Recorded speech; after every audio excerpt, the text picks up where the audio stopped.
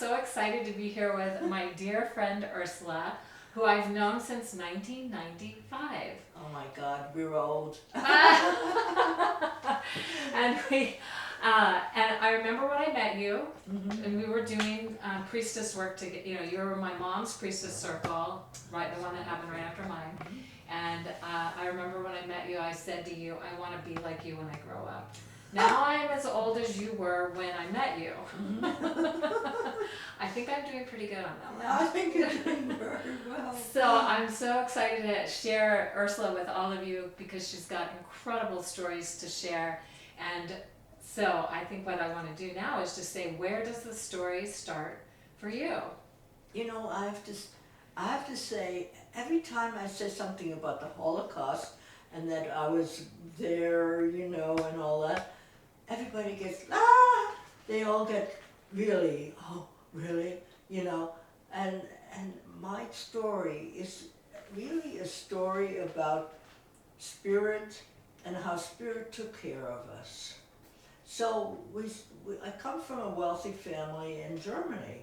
My father was very happy. He had a job, you know, and he played cards a lot, and he did not want to leave in 1939 or 1938 when everything started going and people started getting, you know, well, yeah. You know, It started to seem like it might be a good idea to leave at that time, is what you're saying? Well, yeah, my cousin's father came to us, and he said to my father, Herman, you have to leave. And my father was so set on not leaving that he said, if you say that to me one more time, I'm never going to speak to you again. He was determined to stay. Then comes Kristallnacht. That's where all the Jewish family, all the people who are Jewish, their houses were, you know, wrecked, and my father got it. He got it. And when was that in terms of the timeline? That was 1938. And the funny thing about that was that everybody knew that they were coming and they were going to disrupt families. Peter, my husband to be, was their house was demolished. They had an apartment. They threw the guys who came threw stuff out the window, and they destroyed the. It was just horrible because it was only my husband, his mother, and his daughter, his sister, were in the house at the time. Can you imagine this? Got to be trauma. And all the men in the meantime were in the trains, and they were going back and forth in the trains. And those who weren't on the trains and were caught on the street, they were, you know, they were beaten up and everything. So he was lucky that he didn't. Our family, my mother and my sister, and and the maids, you know, we had maids. We were in a car in the woods, and so we didn't get any of that. So wait, so the men on the trains, were they going to work, or they had been rounded up and put on the trains? How were they on the trains? They knew they had to be on the train so nobody would see them on the street. Oh, okay. If they were on the street, they would get beaten up, bloodied, you know, it was not a good scene. So after that, my father finally said, okay, I guess we do have to go. My mom was ready to go right away, you know, she's a doer. And so that was the beginning. So tell us how old you were, and tell us what you felt, how that felt for you when this was happening. Well, because we were so cared for and we were very wealthy, we were able to get out of Germany. and go to Luxembourg. So that's when we went to Luxembourg. My father decided, you know, he was thinking maybe we'll go to South Africa, but he came back, brought us oranges. We were very unspoiled for kids, you know. Brought us oranges, and we were thrilled. And he said, no, don't want to go there. So he went there. He went to South Africa. He went to see. Brought oranges back and said, yeah, we're not going there. Yeah, we're not going there. And I know a lot of people did go there, you know. It was just a place to go. And so in 1939, we left Germany. And you were 8? I was 8 years old. And we came we came to the border, you know, the border, and there was big guys there. And they wanted to take the head off my sister's, my sister's what? My sister, my sister's doll. Because lots of people put jewelry in there, dolls, you know, and they thought she put up such a fuss and screamed and yelled and oh, you know. So I was happy I was not the one because I would continue to cry. She was like the warrior, my sister Inge. She's only a year older. So anyway, the guards finally decided they didn't want this anymore. Forget this one. So we probably won't find any jewelry. So then we got to Luxembourg, and it was like coming from gray to sunshine. It was a small village, 100 people, and we were like special. They'd never met a Jew before. So one of the kids said, "Did you kill Jesus?" He was probably 8 years old too. So I said, I don't remember doing that. I don't remember doing that. Oh well. So that was the end of that story. But we went to a hotel. The hotel was called Hotel Mersch. And right up across the street from the hotel was a big Catholic church. All the people went there every day. And we wanted to be there and go to church too. and you know, it was one of those things that at that time they were still using horses, so all the manure was dried and it was like a rug.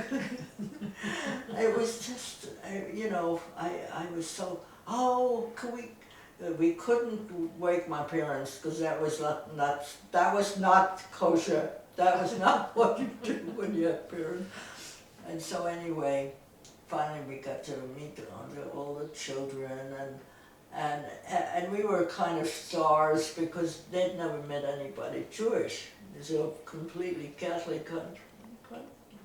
So were you like 100 people, you know? Yeah, were you the only Jewish family in that area at that time? Yeah. So you were, though you might look a lot like everybody else, you are considered different because you're not Catholic, you are Jewish. Jewish, yeah. And so how were you treated? Everybody wanted to play with us. So that was great because in Germany we could only play with Jewish kids. We couldn't go in on certain, you know, we couldn't go. We had to go on the sidewalk, which was near the apartment house we lived in. And the only bad thing that happened to me was there were some kids who were maybe 13 to 18 that were Hitler Youth. They were called Hitler Youth. And this is in Germany or this is in Luxembourg? This was in Germany. Mm-hmm. And so what happened to me was they were coming on bicycles. I was on the street and they ran me over. They didn't stop because maybe they knew, did I have something on my head that said Jew? You know, but anyway, that's the only thing that happened to me that was in any way memorable. Did that scare you? Did that upset you? How did you feel? My mother and father were not home. My sister was somewhere, I don't remember where she was, she doesn't remember that I got run over. But, so I had to go home and get the, the servants to wipe my blood off. But anyway, it So was. you were like 5 or 6 when this happened? No, I or was is that- 8. You were 8. Oh, so this was right before you went to Luxembourg. Yeah. Okay. Yeah. Wow. And then we finally went to Luxembourg. It was amazing, amazing. Kids liked us. They wanted to play with us, and we went to school there. My mother was very innovative. She would make all our dresses and everything else, and she made the aprons that we had to wear for school. She was good, yeah. And it was a very interesting time as I think back on it, because it was the only time that my parents and we were really family. Because we were not scared, because my family never showed emotions. They didn't show their fear, they didn't show anything really. And so we thought, oh, nice holiday, Well, as you were packing up to go to Luxembourg? No, or when we came, when you got there? Yeah. Yeah. Yeah, we were a unit, which we were not, Hadn't been before? No. Yeah. My parents, they were old-time parents. Well, we have children, but it's not very important, So it was a very wonderful time. And then after 2 years, in 1941, we were told, but in 1941, in 1940, the Germans came into Luxembourg. Remember that? Oh, I don't remember that because I wasn't there,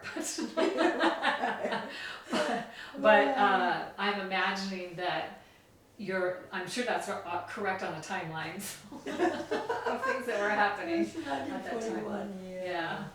They said, well, we'll give you 2 days to pack up your things, and then we're going to send you to a concentration camp. What did we know about a concentration camp? So my mother said, we may be separated. No emotion, nothing, because I don't think they really know what, and I think that was the beginning. Do you know anything about that? No? No, okay. Anyway, and I was thinking, oh, well, if, it's a camp, Sounds like fun. Yeah, I mean, we're not gonna be with our parents, so of course So, it'll be, What I'm curious about, Ursula, is who told you this? Like, the Germans marched into Luxembourg and said, you have 2 days to get packed and we're taking you to a concentration camp? Is that what you're saying happened? Yeah, actually, it was after 2 years that they came. They came Yeah. in 40. They went through, when the Germans go through something, they own it. So anyway, and we stayed there for another year after that. In 1940, in 1941, we were told, you have 2 days to pack your things, and then you're going to be sent to a concentration camp. And this was, these were the soldiers that were in the town or something that were telling you that? Well, I guess they were captains or whatever they were, I don't know, I was a kid. Yeah. My father got sent to get, they wanted some information from him. Came back in 3 days, no problem. So that was good. But this is before you were told you had to be out in 2 days. Yeah. Yeah. Yeah, he was gone for 3 days, came back. I never asked a question. I Because didn't that know was what how we happened. were raised, not to Oh ask my questions, God. right? So we had rules. We didn't ever have rules. Well, we probably did. But and one of them is don't ask questions. If there's company, you don't talk, and all these things which you don't realize affects your life afterwards too. Don't ask Children are to be questions. seen and not heard. I remember that one. Yeah. So that's probably what you're talking about, right? It's like, Well, you can be seen, and we want people to see you, but we don't want you to say anything. We don't want you to talk. well, because what we might say might endanger our lives. That's all, you know. Oh, okay. And I guess there was a different reason for me. what? When they were telling me that I could be seen but not heard, it was for a different reason. Yeah, it was different reason. Yeah. So anyway, luckily we had a doctor in town who said, you can't stay here. You know, that little, you can't stay here, you can't stay here. Once in Germany, once in Luxembourg, and he took us across the border. And the people who we lived with, a very nice couple who had a hotel, we ate there and everything. And she gave us a ham. Okay. Did she know that was like not a cool thing to give to Jewish people, or did she know that it was? No, I don't think she knew. She didn't know. Okay. She just It's figured like one of those things. We needed a ham.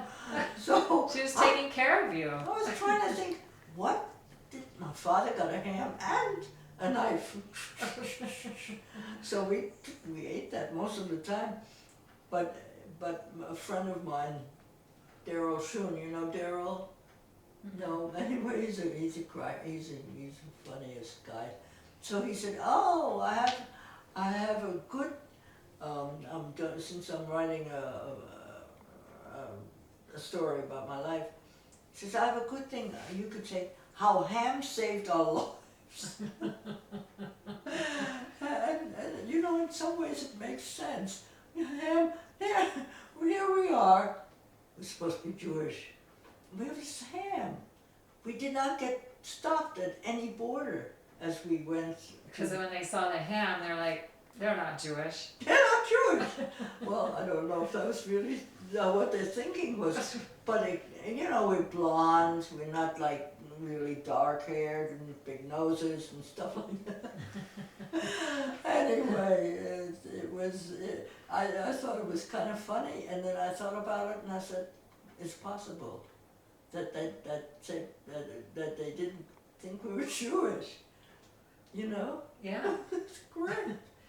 So because they were checking people at the border, and if they thought you were Jewish, then they were sending those people off to concentration camps. Is that correct? Well, I know that one border I remember thinking there was a German person, a Nazi probably, and no, it didn't stop us.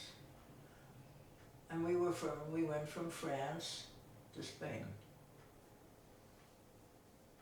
And then was it in Spain that you got on the boat to come to the Yeah, US? there was the last boat that was going to America. So, I mean, at every point in time, we were safe. It was like, and then on the boat, we were in a hold with 700 people. 700 people. My family meets this guy, he's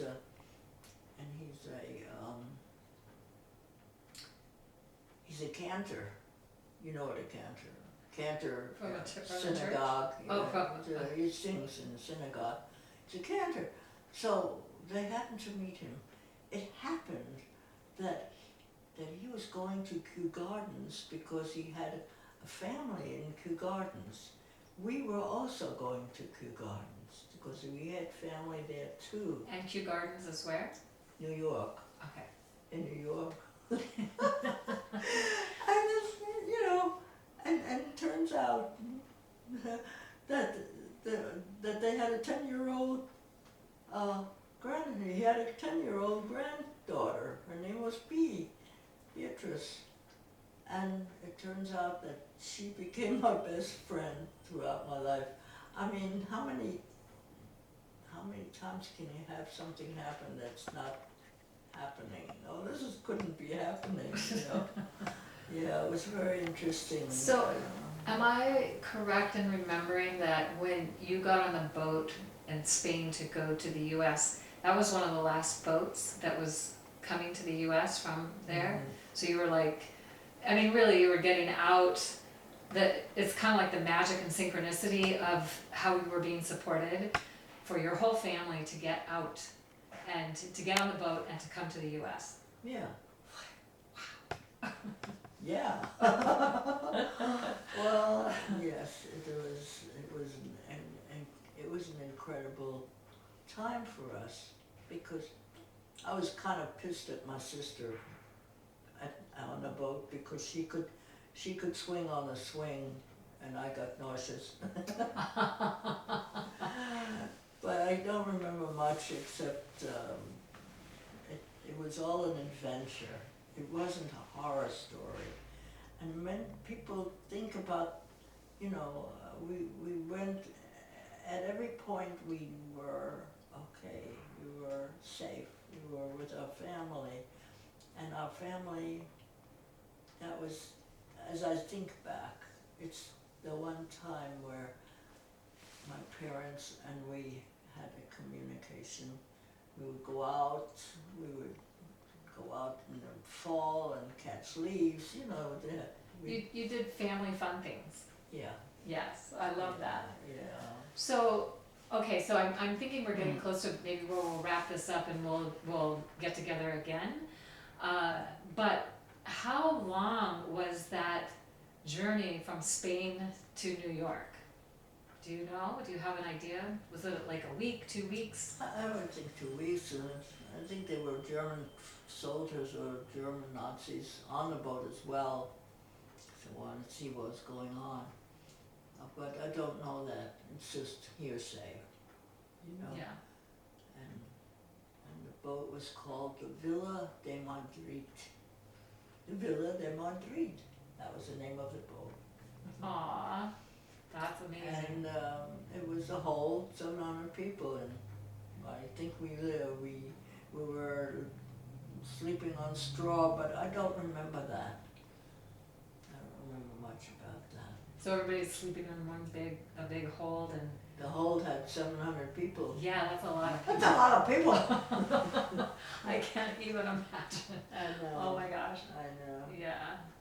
Wow. Well, thank you, Ursula. It's so great to be able to finally do this with you. We've been talking about it for a while. Yeah.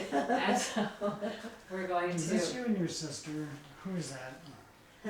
That's me and my sister. Ah. Tell me a secret. She's telling you a secret? I'm still wondering what she told me. That is a great picture. I love this. Nice picture. So good. You're so cute, Ursula. Oh my gosh. Look at you. That was nice. Anyway, so yeah, so we'll leave it here. We'll pick up with what happened for you when you got to New York and how all that went when we get together again. So thank you for sharing your story. I think this is You're very welcome. something that I mean, for me, it's just so great to hear. And this is like a story that is, I mean, there's so many tragic stories that were connected to that That's time. right. That's right. And so this is a story that is like, wow, you had all kinds of support and magic and synchronicity that was happening All for the you time. and your family to Yeah. get out. So yay. Yeah. Well, thanks for wanting to hear my story. Oh, it's so great. Thank you. Yeah. And thank you. Mhm.